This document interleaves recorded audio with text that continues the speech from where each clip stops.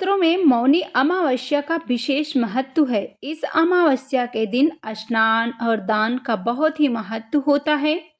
इस दिन भगवान शिव और भगवान विष्णु की पूजा करने का विधान है। साथ ही इस दिन पवित्र नदी में स्नान करना बहुत ही फलदायी माना जाता है। राधे राधे, हरे कृष्णा। आप सभी भाई बहन का हमारे YouTube चैनल में वीएस भक्ति उपाय में बहुत बहुत स्वागत है। जो भी भाई बहन चैनल पे पहली बार आए हैं, भक्ति उपाय और कथा जानने के लिए आप हमारे चैनल को जरूर सब्सक्राइब करें, ताकि इस तरह की जो भी कथा हो हम सबसे पहले आपके पास पहुंचा सके।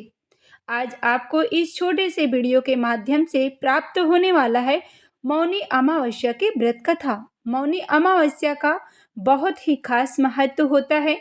मौनी अमावस्या के दिन यदि पवित्र नदी में स्नान किया जाता है तो मनुष्य के सभी पाप मुक्त होते हैं और उन पर भगवान नारायण की कृपा सदैव बनी रहती है। मौनी अमावस्या के दिन भगवान शिव और भगवान विष्णु की पूजा करने का विधान है। साथ ही इस दिन पवित्र नदी में स्नान करना बहुत ही फलदायी माना जाता है। इस साल मौनी अमावस्या का त्योहार 18 जनवरी को रखा जाएगा। इस दिन दान पुण्य करना, स्नान करना बहुत ही पवित्र माना जाता है। तो आइए दर्शकों, हम आपको मौनी अमावस्या की व्रत कथा सुनाते हैं। कांचीपुरी नगरी में एक देवस्वामी नाम का ब्राह्मण अपनी पत्नी धनवती और 7 पुत्र एक पुत्री के साथ रहता था। उसकी पुत्री का नाम गुणवती था।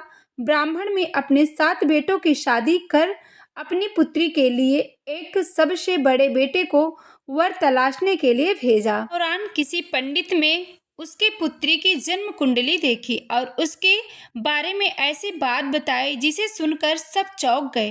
पंडित ने बताया कि देवस्वामी की कुंडली में एक दोष है, जिसके कारण पुत्री विधवा हो जाएगी। इसके बाद देवस्वामी ने इसके उपाय के बारे में पूछा। पंडित ने बताया कि सोमा का पूनम करने से यह दोष दूर हो सकता है।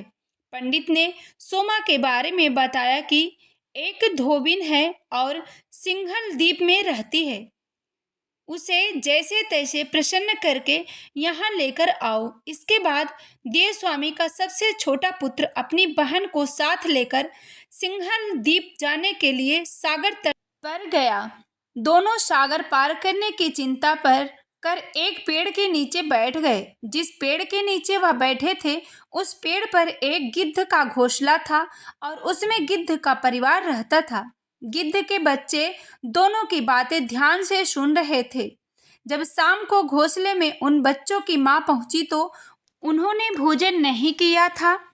बच्चों ने माँ से कहा कि पहले नीचे बैठे उन 2 प्राणी को भोजन कराओ और उनकी समस्या का निवारण करो। यह वचन लेने के बाद गिद्ध के बच्चों ने भोजन किया। अगले दिन गिद्ध की मदद से दोनों भाई बहन की सिंघल द्वीप पहुंचा दिया गया। वहां उन्हें सोमा का एक घर भी मिल गया। दोनों भाई बहनों ने सोमा को प्रसन्न करने के लिए एक योजना बनाई। वे दोनों नित्य प्रातः उठकर सोमा का घर झाड़ करके दीप देते थे। इसके दौरान होकर एक दिन सोमा ने अपनी बहुओं से पूछा कि घर को कौन बहोरता है और लीपा पोता करता है।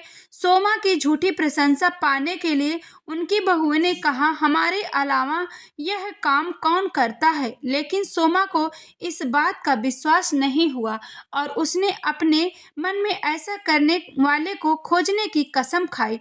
सोमा ने सुबह जल्दी उठकर देवस्वामी के भाई बहन को लीपा पोती करते हुए पकड़ लिया, जिसके बाद सोमा के पूछने पर उन्होंने सोमा को पूरी बात बता दी। सोमा उनकी श्रम साधना प्रसन्न हो गई और उचित समय पर उनके घर पहुंचने का वचन दिया। मगर भाई ने अधिक आग्रह पर सोमा उसके साथ चल दी।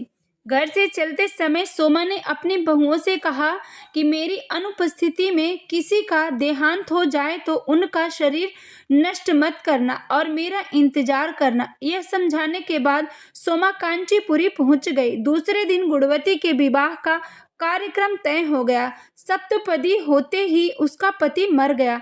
सोना ने तुरंत अपने संचित पुण्यों का फल गुणवती को प्रदान कर दिया।